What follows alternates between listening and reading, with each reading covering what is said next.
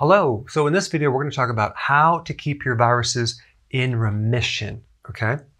So the first thing you need to know is that viruses are not alive. Okay. They're a piece of genetic material wrapped in a sac, and they're actually dormant, and they're waiting until your resistance is low, you're sick, tired, and getting older, and then they come out and they invade your cells, hijack the copy machine, and start reproducing themselves so it can then spread and destroy different parts of your body. So your own immune system then has to work harder to then counter that attack. And that's why sometimes it takes 7 to 10 days or even longer sometimes to dismantle these virus infections, because antibiotics don't work for viruses. Viruses are like everywhere in the environment. Now, even in the sea, per liter of sea water, you have over 100 billion viruses. And they are there to help break down bacteria and keep the overgrowth of bacteria from becoming too large. And so they break down this bacteria and other microorganisms down to the very, very small carbon atoms. So they kind of help balance the excess of certain microorganisms. Now, the thing I want to tell you about viruses is that they can't really harm you unless your cells let them harm you, okay? In other words, you have to be susceptible to the virus. There has to be some weak barrier or weak membrane. And that comes mainly from stress or poor nutrition or even radiation. And there's other things that can trigger viruses. But stress is the big one. Most infections, what happens just before the person gets the infection, or shall I say, allows the virus to invade the body because the virus is already there, is the stress. Stress activated like herpes or shingles pain. So many different viral infections occur right after stress events. So that tells us that we need to keep the adrenal glands really, really strong. Because if the adrenal glands are sick or not working, like in a condition called Addison's disease. Addison's disease is a condition where your adrenals are pretty much burnt out.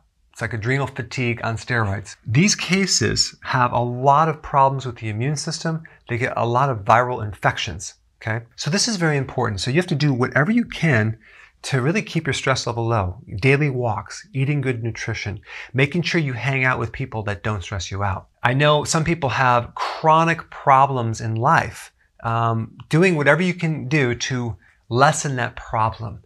If you're involved in a stressful relationship, try to work it out. Or, get another relationship, because that can really keep your cells susceptible and vulnerable to attacks from viruses. Poor nutrition is another factor, especially the trace minerals, like if you're low in zinc or selenium, for example, your susceptibility to viruses go up because your cells get weak. Your immune system depends on those trace minerals. And there's all these enzymes that help you with the protection. Radiation is another trigger for viruses to invade the cell. Now, there's a couple nutrients that are really important if we're talking about viruses. Vitamin C is probably the most potent vitamin to help protect you against viral invasions, okay? Sauerkraut, bell peppers, leafy greens, very, very important. And of course, orange juice, right? No, I'm just kidding. Orange juice is totally pasteurized. It's kind of a dead product, which kills the vitamin C. The heat kills the vitamin C. It has a lot of glucose. It doesn't have vitamin C unless they add it to the orange juice, as in the synthetic version of vitamin C. Now you might say, well, I just want to grind the juice fresh and drink it. Yeah, you're getting a little vitamin C with that, not as much as you think, but you're getting all the sugar with it. Because one thing that will activate viruses is a high sugar diet, okay? So that's important to keep enough vitamin C. Vitamin A is very, very important in keeping viruses in check. And this is a fat-soluble vitamin. Vitamin D is very important in handling viruses as well and helping your immune system. And a really good remedy to have both of these together as a 50-50 split, 50% vitamin A and 50% vitamin D, would be cod liver oil, the stuff that your grandmother used to give you right when you started to get sick. Well, now you know why, because it has a lot of vitamin A and a lot of vitamin D. And of course, you can get out there and get some sun, very important. Another thing that's interesting is a lot of people get sick in the fall, the flu season, which is viruses. Why is that? I mean, the most logical thing is that you're going to have a lower amount of vitamin D because you're coming out of the summer with all this sun, okay? And then all of a sudden you get darkness, a sudden drop in vitamin D. If you're not taking vitamin D, you can end up with a susceptibility to viruses that then invade the body. Okay, and I'm not recommending things like vaccines and things like that, like the flu vaccine. It seems like my patients that used to get those vaccines just got the flu.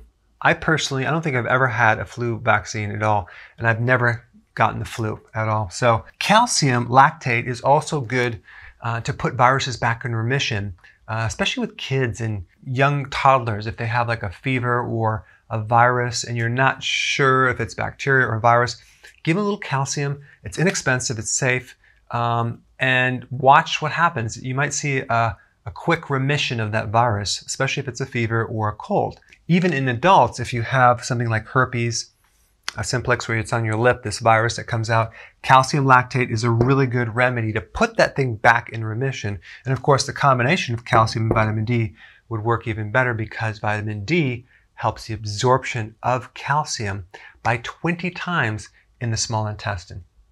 All right, so that gives you some ideas on what you can do to keep your viruses in remission. Thanks for watching. So I want to know about what you think about this video. So please comment below and tell me what you think.